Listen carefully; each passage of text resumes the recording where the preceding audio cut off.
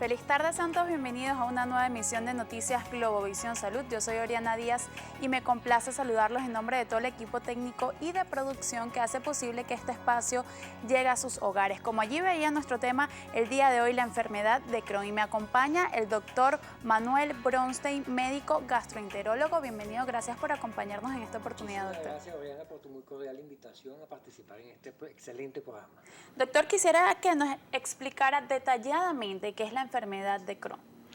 La enfermedad de Crohn debe su nombre al médico cirujano que por primera vez la describió a finales del siglo antepasado. La enfermedad de Crohn forma una de las dos enfermedades que en su conjunto se llama enfermedad inflamatoria intestinal.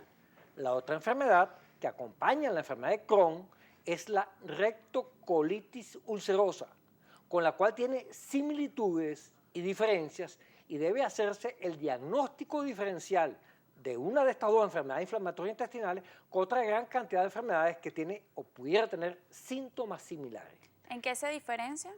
Las características fundamentales de la enfermedad de Crohn es que puede afectar, tal como se dijo en la introducción del programa, cualquier parte del tubo digestivo, desde la boca hasta el ano, a diferencia de la rectocolitis ulcerosa, que solamente compromete o afecta a la parte distal del tubo digestivo, es decir, al recto y al intestino grueso, al colon, y por eso se llama rectocolitis ulcerosa.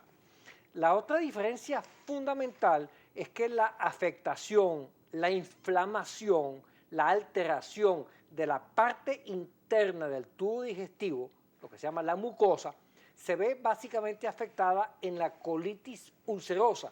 En cambio, la enfermedad de Crohn hace una inflamación, una afectación aún más profunda y puede afectar capas más profundas del tubo digestivo. Comparten entre ellas que tiene como síntomas predominantes dolor abdominal, cólicos, retorcijones, se acompaña de diarrea, pérdida de peso, puede presentar sangrado digestivo, evacuaciones con sangre, puede presentarse afectaciones por comunicaciones que pueden presentarse entre diferentes trayectos del tubo digestivo que se llaman fístulas, y esto a su vez puede producir estrechez o obstrucción del tracto digestivo de la parte del intestino que está afectada, y esto a su vez puede producir perforaciones o complicaciones. Por lo tanto, es fundamental tratar de hacer un diagnóstico diferencial Temprano, tanto para el manejo como para el pronóstico de esta enfermedad. se desconocen las causas, sin embargo, ¿existen teorías o factores que podrían influir en la aparición de la enfermedad de Crohn? Sí, afortunadamente en nuestro medio es una afectación infrecuente.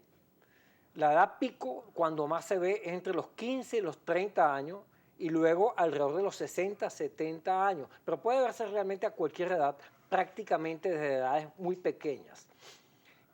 La afectación de la enfermedad de Crohn, su causa, su etiología no está totalmente establecida. Puede haber factores hereditarios, pero en general lo más aceptado actualmente es que son factores inmunológicos, en los cuales hay un ataque contra el propio tejido, es decir, es una afectación de autoinmunidad, en la cual se crea una inflamación de la capa interna del tubo digestivo, la defensa no logra controlarlo, los mecanismos de defensa, y estoy hablando de mecanismos de defensa tanto del tejido como por vía hemática, no logra controlar esta inflamación, esto se perpetúa, y por eso es que estas afectaciones pueden tener periodos de crisis y periodos de acalmia, y son enfermedades crónicas y recurrentes. Entonces, básicamente se trata de trastornos de autoinmunidad, aunque también puede verse afectaciones por causas bacterianas o causas virales, pero eso no está totalmente establecido. ¿Cuál es la incidencia? ¿Qué tan frecuente es la enfermedad de Crohn, por ejemplo, en nuestro país? En nuestro país yo diría que es bastante infrecuente. Tal vez se ve un poco más la rectocolitis ulcerosa, porque nosotros vemos como causa de diarrea mucho más frecuente la diarrea aguda, las causas infecciosas, las causas bacterianas, las causas parasitarias, la Yardia, la amiba, por ejemplo, pero en países con mayor desarrollo, mayor nivel socioeconómico, esta es una afectación bastante frecuente, sobre todo en los países anglosajones, de manera tal que siempre hay que hacer un diagnóstico diferencial en enfermedades recurrentes, crónicas del tubo digestivo, que produce dolor y diarrea, una enfermedad inflamatoria intestinal. Entonces, en cuanto al diagnóstico, ¿en qué se basan ustedes los especialistas? La sospecha básicamente es clínica y es un paciente que tiene estos síntomas que he señalado, que habitualmente mejora parcialmente o se toma algún medicamento, pero recurre y es una enfermedad crónica, como dije. Y entonces en algún momento dado un médico o un especialista sospecha de esta posibilidad y tiene que hacer los estudios pertinentes. La endoscopia digestiva, la visualización directa del tubo digestivo es clave porque ahí vamos a ver inflamación, ulceraciones, alteración que nos permite sospechar esta posibilidad y frente a ello se debe tomar muestras de tejido, biopsias que van a ser analizadas por un patólogo que va a confirmar o no este diagnóstico. ¿Es común que el paciente suela confundir la enfermedad con algún otro virus y suele automedicarse y después es que va y asiste al especialista? Es algo frecuente, no solamente entre los pacientes, sino también entre los médicos.